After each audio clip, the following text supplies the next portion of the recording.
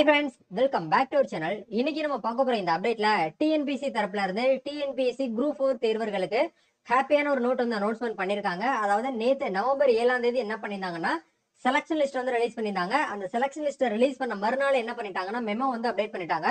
Official TNPSC வெப்சைட்ல உங்களுடைய மெமோவை நீங்க என்ன பண்ணிக்கலாம்னா டவுன்லோட் பண்ணி வியூ பண்ணி பாத்துக்கலாம். எப்படி வந்து டவுன்லோட் பண்றது, மெமோல வந்து என்ன இன்ஃபர்மேஷன் வந்து கொடுத்திருப்பாங்க, எப்படி நம்ம வந்து வியூ பண்ணி பாக்குறது அப்படிங்கறத பத்தி பிரீஃபா இந்த வீடியோல வந்து பார்க்க போறோங்க.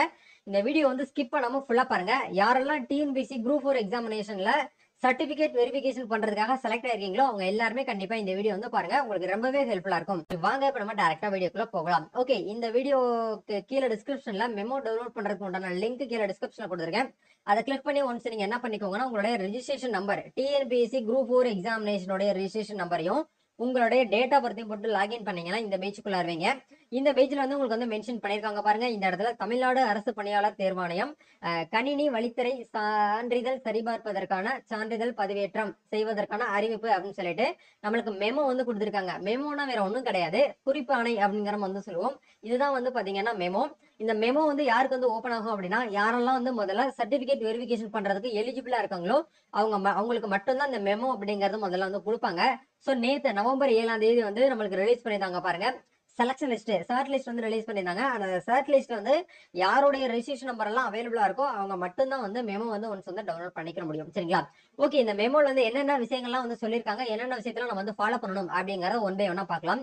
இதுல வந்து மெமோல மென்ஷன் பண்ணிருக்காங்க பாருங்க. பொருள் அப்படின்னு சொல்லிட்டு ஒருங்கிணைத்த குடிமை பணிகள் தேர்வு குரூப் 4 கணினி வழித்தறை சான்றிதழ் சரிபார்ப்பதற்காக சான்றிதழ்கள் பதிவேற்றம் செய்தல் அறிவித்தல் சார்பு அப்படின்னு சொல்லிட்டு பொருள்ல கொடுத்திருக்காங்க. பார்வை அப்படிங்கிற இடத்துல தேர்வாணைய அறிவிக்கை எண் 01/2024 30/1/2024 ஜனவரி 30ஆம் தேதி தான் டிஎன்பிஎஸ்சி குரூப் 4 எக்ஸாமினேஷனுக்கான அபிஷியல் நோட்டிபிகேஷன் ரிலீஸ் பண்ணாங்க.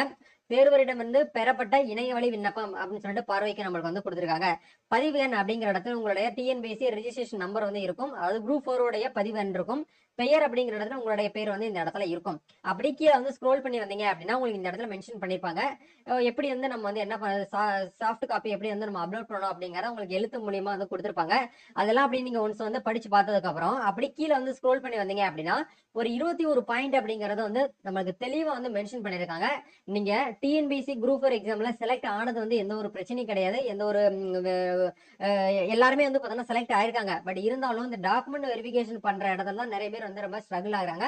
சோ அதை மட்டும் கொஞ்சம் கரெக்டா கிளியரா நீங்க என்ன பண்ணிக்கோங்கன்னா ஃபாலோ பண்ணிக்கோங்க. போன முறை வந்து பண்ணக்கூடிய தப்பு வந்து இந்த முறை வந்து பண்ணக்கூடாது அப்படிங்கறதுக்காக தான் நான் உங்களுக்கு இந்த வீடியோ வந்து ஷேர் பண்ணியிருக்கேன்.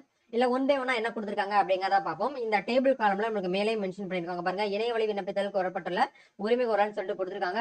இணையவழி விண்ணப்பித்தல் கோரப்பட்டுள்ள உரிமை கோரல்களுக்கு ஆதரவான சான்றிதழ்கள் ஆவணங்கள் அப்படின்னு சொல்லிட்டு கொடுத்திருக்காங்க. என்னென்ன இப்ப எக்ஸாம்பிளுக்கு வந்து வகுப்பு வாரியான இடஒதுக்கீடுக்கு வந்து என்னென்ன டாக்குமெண்ட்ஸ் நம்ம அப்லோட் பண்ணலாம் அப்படிங்கறத வந்து கொடுத்திருப்பாங்க. அதே மாதிரி வந்து கல்வி தகுதிக்கான சான்றிதழுக்கு என்னென்ன நம்ம வந்து அப்லோட் பண்ணணும் அப்படிங்கறத கொடுத்திருக்காங்க. அதே மாதிரி நிர்ணயிக்கப்பட்ட தொழில்நுட்ப கல்விக்கு வந்து என்னென்ன டாக்குமெண்ட்ஸ் நம்ம வந்து அப்லோட் பண்ணணும் அப்படிங்கறத கொடுத்திருக்காங்க.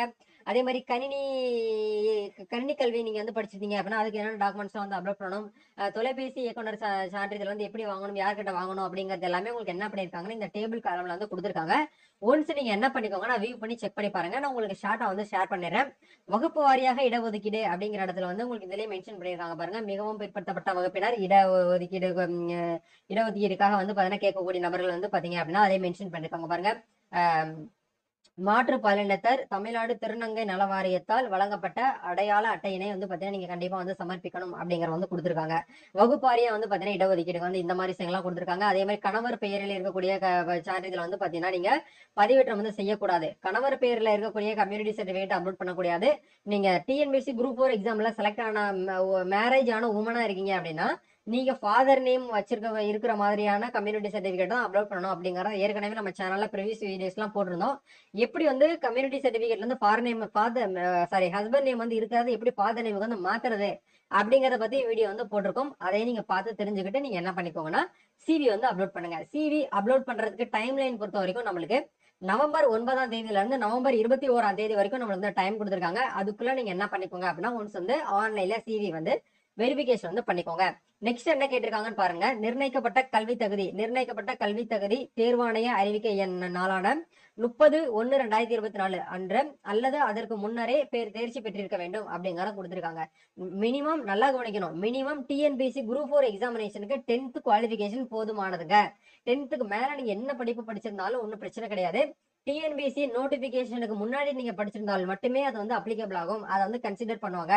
30/1/2024 அப்புறம் நீங்க என்ன படிப்பு படிச்சிருந்தாலும், என்ன டெக்னிக்கலா நீங்க எஜுகேஷன் படிச்சிருந்தாலும், என்னதான் நீங்க வந்து பாத்தீங்கன்னா அடிஷனலா வந்து பாத்தீங்கன்னா ஆட்டோமேஷன், டைபிஸ்ட், அதே மாதிரி வந்து பாத்தீங்கன்னா ஷார்ட் நீங்க பண்ணியிருந்தாலும் உங்களை வந்து அப்செட் பண்ண மாட்டோம் அப்படிங்கறத தெளிவா வந்து சொல்லிட்டாங்க. சரிங்களா? அதை நீங்க வந்து கொஞ்சம் கவனமா வந்து கன்சிடர் பண்ணிக்கோங்க.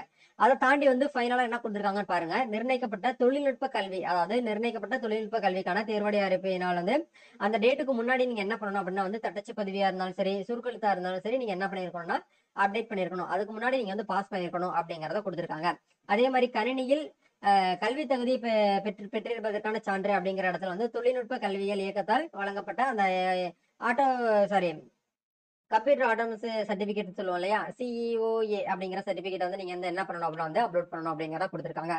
தொலைபேசி இயக்குபவர் சர்டிபிகேட் அப்படிங்கிற இடத்துல வந்து அங்கீகரிக்கப்பட்ட நிறுவனத்தால் வழங்கப்படும் வரவேற்பு மற்றும் தொலைபேசி இயக்குபவர் பதவிக்கான சான்றிதழ் வந்து சான்றிதழ் படிப்பு அப்படிங்கறத நீங்க வந்து படிச்சு வாங்கியிருக்கணும் அப்படிங்கறத கொடுத்திருக்காங்க.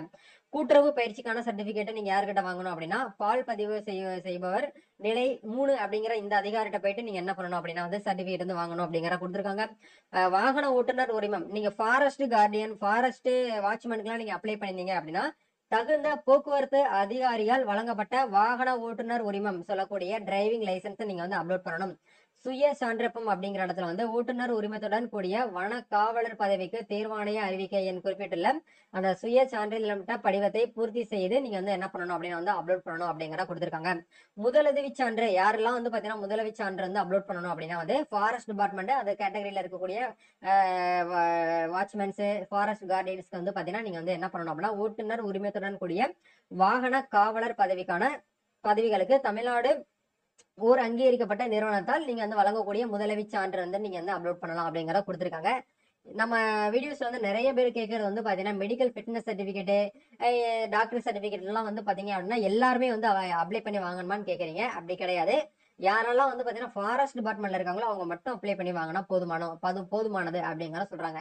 நீங்க வந்து ஜூனியர் அசிஸ்டன்ட்டுக்கு தான் செலக்ட் ஆயிருக்கீங்க அப்படின்னா நீங்க வந்து பண்ண தேவையில்லை. நீங்க காமனா நார்மலா 10th 12th உங்களோட கம்யூனிட்டி சர்டிபிகேட், உங்களுடைய ஷார்ட் ஸ்டெனோ இதெல்லாம் வச்சிருந்தீங்கன்னா அதை மட்டும் நீங்க வந்து அப்லோட் பண்ணா போதுமானது. அதே மாதிரி நீங்க பிஹெச்டி சர்டிபிகேட் வந்து பண்ணது வந்து பாத்தீங்கன்னா தமிழ் வழி படிப்பதற்கு உண்டான சர்டிபிகேட்டே நீங்க என்ன பண்ணணும் அப்படின்னா ஒன்னு ஆன்லைன்ல அப்ளை பண்ணி வாங்கணும், அப்படி இல்லைன்னா ஆஃப்லைன்ல அப்ளை பண்ணி வாங்கணும் அப்படிங்கறத வந்து கொடுத்திருக்காங்க. இந்த மாதிரி ஒரு 21 பாயிண்ட்ஸ் அப்படிங்கற வந்து நம்மளுக்கு வந்து கொடுத்திருக்காங்க. இதை ஒன்ஸ் நீங்க என்ன பண்ணிக்கோங்க அப்படின்னா வந்து நல்லா படிச்சு பார்த்துட்டு அதுக்கப்புறம் நீங்க வந்து என்ன பண்ணுங்கன்னா அதாவது சிவி வந்து வெரிஃபிகேஷன் வந்து பண்ணுங்க. அதே மாதிரி முக்கியமான பாயிண்ட்ஸ் மட்டும் நான் உங்களுக்கு ஷேர் பண்ணிடுறேன். கண் பார்வை தகுதி சான்று அப்படிங்கிறது வந்து ஓட்டுநர் உரிமத்துடன் கூடிய வன காப்பாளர் பதவிக்கு மாவட்ட அரசு தலைமை மருத்துவரிடமிருந்து அறிவிக்கை இருக்கக்கூடிய இந்த நம்பர் வந்து நோட் பண்ண சொல்றாங்க. இதுல இருக்கக்கூடிய அந்த அன்னெக்சரை நீங்க வந்து பிரிண்ட் அவுட் எடுத்து சம்பந்தப்பட்ட ஹாஸ்பிட்டல்ல இருக்கக்கூடிய கவர்மெண்ட் டாக்டர் கிட்ட போயிட்டு நீங்க வந்து சைன் வாங்கி வந்து அப்லோட் பண்ணணும் அப்படிங்கிற சொல்றாங்க. இந்த வெர்ஷன் 1, 2, 3 அப்படிங்கறது வந்து எல்லாருமே வந்து வாங்கணுங்கிற அவசியம் கிடையாது. வன காப்பாளர் பதவிகளுக்கு மட்டும் அப்ளை பண்ணவங்க மட்டும் அப்லோட் பண்ணா போதுமானதுங்க அப்படிங்கறத கொடுத்திருக்காங்க. அதே மாதிரி நீங்க வந்து டிஸ்ட்ரிபியூட் விடோவா இருக்கீங்கன்னா அதுக்கு சம்பந்தமான ரெவென்யூ டிபார்ட்மெண்ட்ல தாசில்தார்ட்ட இருந்து டிஸ்ட்ரிபியூட் விடோ சர்டிபிகேட் அப்படிங்கறத நீங்க வந்து என்ன பண்ணணும் அப்ளை பண்ணி வாங்கி வச்சுக்கணும். அது இல்லைன்னா நீங்க ஒன்றும் பண்ண முடியாது. அதே மாதிரி டிரான்ஸ்ஜெண்டருக்கு வந்து பாத்தீங்க அப்படின்னா நம்ம தமிழ்நாடு கவர்மெண்ட் டிரான்ஸ்ஜெண்டர் வெல்ஃபேர் போர்டுன்னு சொல்லி ஒரு போர்டு வச்சிருக்காங்க. அந்த போர்டுல மெம்பர் ஐடி கார்டு நீங்க அப்ளை பண்ணி வாங்கி வச்சுக்கணும். அதே மாதிரி பணி முன் அனுபவம் ஏதாச்சும் நீங்க வச்சிருந்தீங்க அப்படின்னா எக்ஸ்பீரியன்ஸ் சர்டிபிகேட் அதே நீங்க என்ன பண்ணிக்கோங்கன்னா சம்பந்தப்பட்ட ஆபீசர்கிட்ட நீங்க வந்து முன் அனுபவ சான்றிதழ் நீங்க வந்து பெற்று நீங்க வந்து குறிப்பு சான்றிதழ் வந்து வைக்கணும் அப்படிங்கறத கொடுத்திருக்காங்க. 21 பாயிண்ட்டையும் கொஞ்சம் கவனமா நீங்க வந்து படிச்சு பார்த்துட்டு அதுக்கப்புறம் நீங்க என்ன பண்ணிக்கோங்க அப்படின்னா வந்து டாக்குமெண்ட் வந்து வெரிஃபிகேஷன் பண்ணுங்க. டாக்குமெண்ட் வெரிஃபிகேஷன் பண்றது வந்து நவம்பர் 9ஆம் தேதி காலையில 10 மணில இருந்து ஸ்டார்ட் பண்ணிடுவாங்க. எப்படி வந்து சிவி வந்து அப்லோட் பண்ணணும், எப்படி லாகின் பண்றது, என்னென்ன சைஸ்ல நம்ம வந்து ரெடி பண்றது அப்படிங்கறத பத்தி கண்டிப்பா நம்ம சேனல்ல உங்களுக்கு வீடியோ நான் போஸ்ட் பண்றேன். சோ ஸ்டே கனெக்டட், ரெடியா இருந்துக்கோங்க. நீங்க அவசரப்பட்டு தப்பா நீங்க வந்து பண்ணிட வேண்டாம்.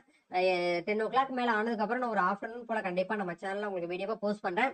நீங்க வந்து ரெடியா நம்ம சேனல் கூட கனெக்ட்ல இருந்துக்கோங்க. எப்படி வந்து டாக்குமெண்ட் வெரிஃபிகேஷன் பண்ணணும் அப்படிங்கறத ஒரு சில ப்ரொசீஜர் வந்து அவங்க என்ன பண்ணிருக்காங்கன்னா கைடன்ஸா நம்மளுக்கு வந்து கொடுத்துருக்காங்க பாருங்க. முதல்ல வந்து டிஎன்பிஎஸ்சி வெப்சைட் ஓபன் பண்ணிட்டு டேஷ்போர்ட்ல போயிட்டு உங்களுடைய ஓடிஆர் நம்பர் வந்து லாகின் பண்ண சொல்றாங்க. லாகின் பண்ணதுக்கு அப்புறம் கரண்ட் அப்ளிகேஷன் அப்படிங்கிற டேபை கிளிக் பண்ணீங்கன்னா அதுலயே மென்ஷன் பண்ணிருப்பாங்க கம்பெனியோட சிவில் சர்வீஸ் எக்ஸாமினேஷன் குரூப் 4 அப்படிங்கிற அந்த டேபை கிளிக் பண்ணி அப்லோட் டாக்குமெண்ட் அப்படிங்கிற ஆப்ஷன் கொடுத்தீங்கன்னா டாக்குமெண்ட்ஸ் எல்லாம் ஒன்ஸ் வந்து அப்லோட் பண்ணதுக்கு அப்புறம் கிளிக் டு டவுன்லோட் அக்னாலஜ்மெண்ட் அந்த அக்னாலஜ்மெண்ட் காப்பியை டவுன்லோட் பண்ணி ஒன்ஸ் நீங்க வந்து என்ன பண்ணணும் அப்படின்னா வந்து பாத்தீங்கன்னா வெரிஃபிகேஷன் பண்ணிட்டு மறுபடியும் டாக்குமெண்ட் வந்து அப்லோட் பண்ண சொல்றாங்க. இதுதான் வந்து பாத்தீங்க அப்படின்னா சிவி அப்லோட் பண்றதுக்கு உண்டான ப்ரொசீஜர். இந்த வீடியோ கண்டிப்பா உங்களுக்கு ரொம்பவே யூஸ்ஃபுல்லா இருக்கும்னு நினைக்கிறேன்.